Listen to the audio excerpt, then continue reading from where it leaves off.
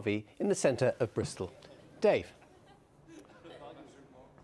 Good evening, David, and it's pretty quiet, I have to say, down here in the middle of Bristol. They're not, as you might have thought, possibly completely deserted. A lot of people out earlier, I think, possibly walking home, as you said there in the headlines, perhaps not taking the bus as much as they would have done. But all these pubs, these restaurants, these cafes, well, the people who own them woke up this morning wondering how are they going to stay in business when the government yesterday encouraged people just not to go out and not to go to cafes and restaurants. So it's really worth recapping what Rishi Sunak, the Chancellor, announced just in the last hour. First of all, 3 big steps.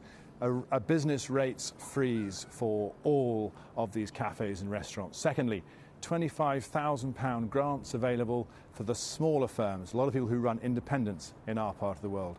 And for staff who may find themselves out of work because there's just no business, well, he's negotiated a mortgage holiday, 3 months without paying your mortgage. And I tell you what, the people we've spoken to across the West Country today, they really need some help. The shape of the high street will be completely different because Costa Coffee will stay open, McDonald's will stay open, but where the Loves Cafe stays open, what will happen if there's a big shaped hole in the middle of the Weston-super-Mare town centre and we're not here? Lunchtime in Weston was a lot quieter today. Like so many, the Love Cafe is more than its tables, chairs and beautifully iced cakes. We need support, not just to support our own bills, our own mortgages, but we need to be able to support those that rely on us. Pubs are even more at risk now. Avoiding social contact in a pub sounds impossible, but this landlord is giving it a go. Personally, I think that the British spirit is to carry on. As far as social distancing goes, we are going to remove some of our tables so people can come in and order as they would normally and then sit further apart. I think that's probably the best thing we can do at the moment. Across the West, local breweries are offering home deliveries to keep spirits up and their businesses alive.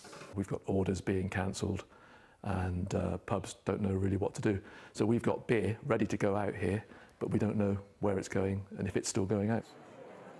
And of course, it's not just pubs, clubs and restaurants where people gather. This week I would have been in Madrid today. We would have had a big awards show in central London, a big stage build tomorrow and an even bigger awards show on Friday.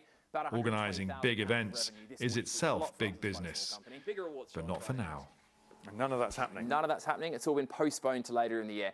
Between now and mid-May, we had a really healthy back-to-back diary filling our capacity. About £1 million of business has been shifted to the end of the year. Industry awards nights, celebrations, huge corporate product launches.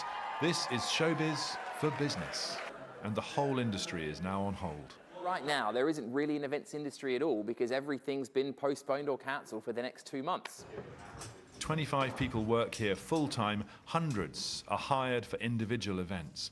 But they're determined to stay positive and stay busy. So there's not many events happening. We're an events company. So we thought, let's use this as a chance to do something we've always wanted to do, which is hold our own event about events. And they're all going to come here? I mean, what if no one's allowed to come? All the attendees and hosts have been told that it might go online and stream it, and that's fundamental to the design. So it's very easy to not have the event in its physical sense. This pandemic is affecting every firm, however insulated they may seem. On a trading estate in Stroud, Penny is sticking Korean nutrition labels on a British breakfast classic. They export hundreds of British food and drink products here to around 80 countries. Well, normally we could have up to 20 people working in this area at one time, applying labels, date coding. We're now actually doing it over longer periods of time, having less people working together in the same environment. Upstairs, the office is already half empty, with people working from home. Soon more will follow. So far, no jobs have actually gone. But in the warehouse, they're feeling the extraordinary effects of a global pandemic which touches everything. There were ships stuck in China, not coming back, not being sent empty. You know, it's like when you get a plane stuck at the wrong airport, it has a knock-on impact on the flights that have to go from somewhere else. So there's not enough ships going around the world, so container spaces are at a premium, difficult to get bookings and more expensive. Well, I'm pleased to say one man who has come out tonight is James Durie from Business West. James, we'll use this poll, if that's all right, to keep a safe distance apart. But first of all, what did you make of what the Chancellor had to say? A huge £330 billion loan package, amongst other things. Yes, well, I think we have to welcome the fact we have the Chancellor and the Prime Minister saying they will do whatever it takes. But we are in unprecedented times. We have a national economic crisis. There's a real concern about how quickly can that money get out to businesses. Cash is king, of course, and is it enough? But we just don't know the answer to that question. OK, so you'll be putting lots of advice on your website. People really want to get into the detail of this, how cafes can get hold of these grants and things. One big tip for people, what would you advise people? I think you've got to realise that this is fast unfolding, this scenario. Even the last 4 or 5 days since last Friday, look at where we are now. I think there's an awful lot of information, some changes.